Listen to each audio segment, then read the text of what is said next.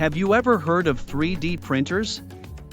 Let's explore what they are and how they work. 3D printers are machines that create three-dimensional objects.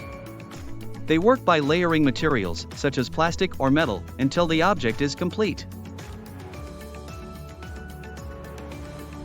Yes, 3D printers can physically create real products. They're used in various industries, including aerospace, automotive, and healthcare.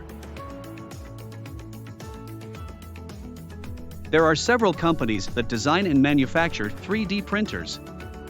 Top manufacturers include MakerBot, Ultimaker, and Formlabs.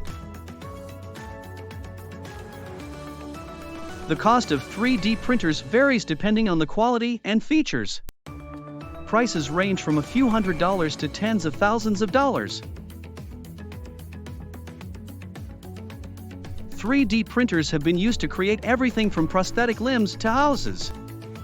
In fact, a company in the Netherlands built an entire house using a 3D printer. So, that's a brief overview of 3D printers.